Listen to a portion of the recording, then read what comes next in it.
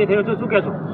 હું સૌથી પહેલાં તો ભારતીય જનતા પાર્ટીનો આભાર માનું છું કે અમને વિશ્વાસ મૂકી અમારા ઉપર અને અમને ચારેય જણાને ભાજપની ટિકિટ આપી અને ઉમેદવાર ઘોષિત કર્યા.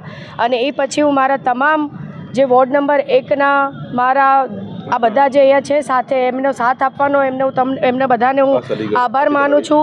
અને બીજા જે મારા મતદારો છે વોર્ડ નંબર 1ના કે જે મારા પર વિશ્વાસ મૂકી અમારા ઉપર વિશ્વાસ મૂકી અને અમને 4 જણાને જંગી બહુમતીથી વિજય આપ્યો છે એના બદલ હું તમામ મતદારોનો આભાર માનું છું.